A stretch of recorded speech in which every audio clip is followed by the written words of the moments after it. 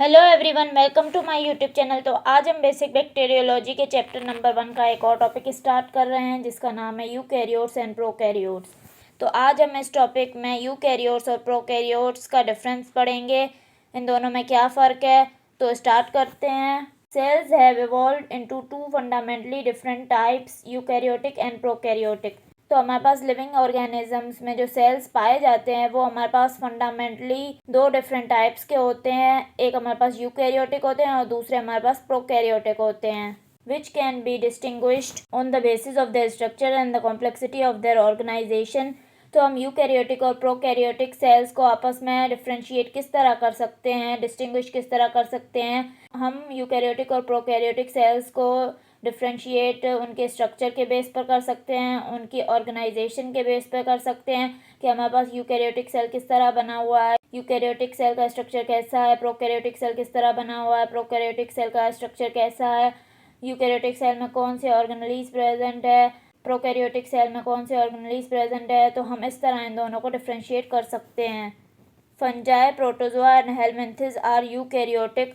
Fungi, protozoa और helminths जो है वो हमारे पास यूकैरियोटिक हैं, whereas bacteria are prokaryotic. लेकिन हमारे पास जो बैक्टीरिया हैं वो प्रोकैरियोटिक हैं।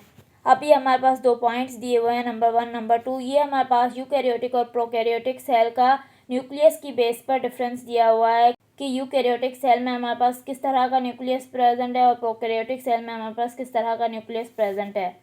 तो हम इन दोनों पॉइंट्स को पढ़ते हैं। The eukaryotic cell has a true nucleus with multiple chromosomes surrounded by a nuclear membrane and uses a mitotic apparatus to ensure equal allocation of the chromosomes to progeny cells।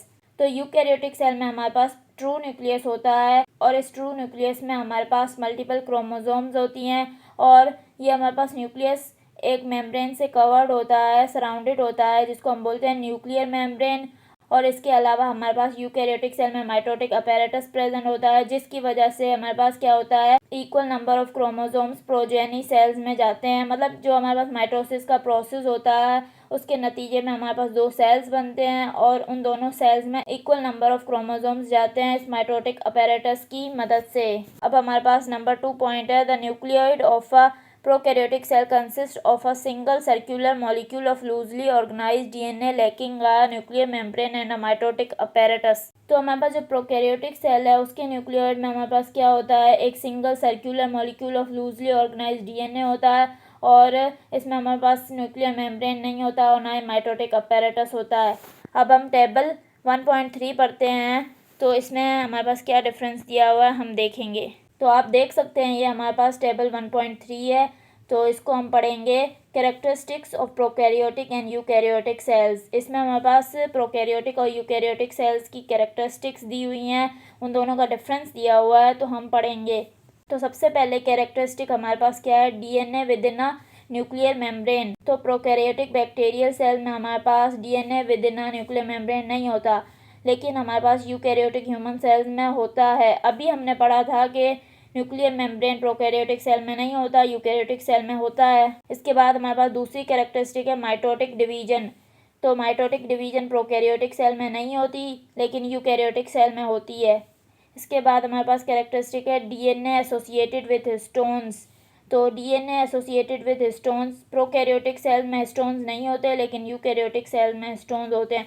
Histones क्या होते हैं, हमारे पास कुछ proteins होते हैं जो DNA के साथ एसोसिएटेड होते हैं। ये हमारे पास यूकैरियोटिक सेल में होते हैं लेकिन प्रोकैरियोटिक में नहीं होते। इसके बाद हमारे पास कैरेक्टरिस्टिक है क्रोमोसोम नंबर।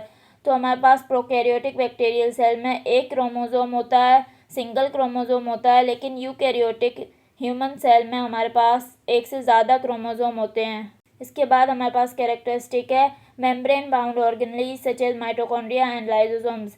तो प्रोकैरियोटिक सेल में हमारे पास मेम्ब्रेन बाउंड ऑर्गेनेलीज नहीं होती, जैसे कि माइटोकॉन्ड्रिया, लाइसोसोम्स, ये प्रोकैरियोटिक सेल में नहीं होती लेकिन यूकैरियोटिक सेल में प्रेजेंट होती हैं। इसके बाद हमारे पास साइज ऑफ राइबोसोम्स। तो size of ribosomes prokaryotic cell में हमारे पास 70s है और यूकैरियोटिक सेल में हमारे पास 80s है। इसके बाद हमारे पास cell wall containing peptidoglycan.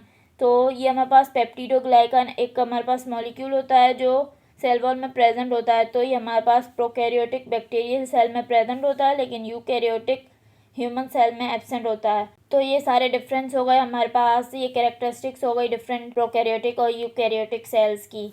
In addition to the different types of nuclei, the two classes of cells are distinguished by several other characteristics.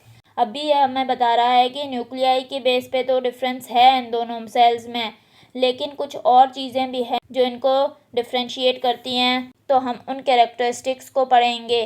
तो नंबर 1 पे हम पढ़ेंगे eukaryotic cells contain organelle such as mitochondria and lysosomes and larger ATS ribosomes.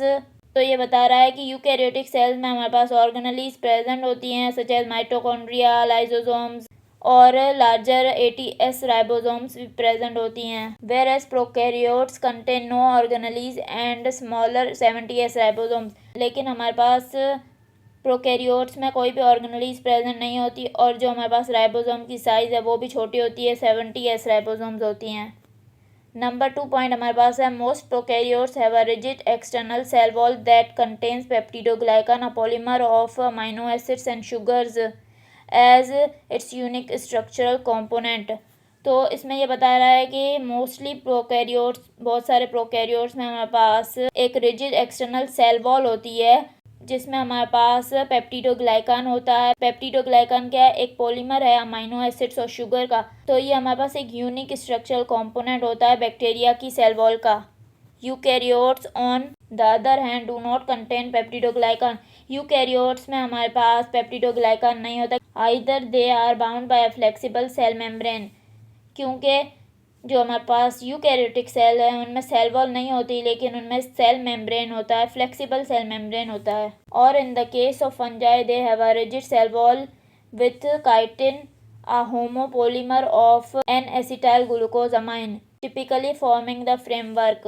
तो हमारे पास fungi में देखा जाए तो फंजाई में भी एक रिजिड सेल वॉल होती है जिसके अंदर हमारे पास काइटिन होता है। जैसे बैक्टीरिया में हमने अभी पढ़ा कि पेप्टिडोग्लाइकन होता है, इसमें काइटिन होता है। काइटिन क्या होता है? हमारे पास एक होमोपोलीमर होता है एन एसिटाइल ग्लूकोजामाइन का, मतलब बहुत सारे एन एसिटाइल ग्लूकोजामाइन मिलते हैं तो हमारे पास काइटिन बनता है और ये हमारे पास टिपिकली सेल वॉल का फ्रेमवर्क बनाता है फंजाई के अंदर। नंबर 3 पॉइंट हमारे पास है the eukaryotic cell membrane contain sterols whereas no prokaryotic except the wall less mycoplasma has sterols in its membranes. तो हमारे पास ये बता रहा है कि यूकैरियोटिक सेल मेम्ब्रेन में हमारे पास स्टीरोल्स होते हैं लेकिन प्रोकैरियोटिक सेल मेम्ब्रेन में स्टीरोल्स नहीं होते। और इसके अलावा एक एक्सेप्शन दी हुई है, एक हमारे पास वॉल-लेस माइकोप्लाज्मा होता है। माइकोप्लाज्मा हमारे पास एक बैक्टीरिया है जिसमें हमारे पास सेल वॉल नहीं होती, तो इसमें हमारे पास स्टीरोल्स प्रेजेंट होते हैं मेम्ब्रेन के अंदर। अब हमारे पास मोटिलिटी की बेस पर भी ऑर्गेनिजम्स को डिफ्रेंशिएट किया गया है, डिस्टिंग्विश किया गया है, तो हम इसको पढ़ते हैं। Motility is another characteristics by which these organisms can be distinguished. Motility हमारे पास एक और कैरेक्टरिस्टिक है जिसकी बेस पर हम डिस्टिंग्विश कर सकते हैं। Most protozoa and some bacteria are motile. हमारे पास मोस्टली बहुत सारे प्रोटोजोआ और कुछ बैक्टीरिया मोटाइल होते हैं। Whereas fungi and viruses are non motile. लेकिन हमारे पास फंजाई और वायरसेस जो हैं वो नॉन मोटाइल होते हैं।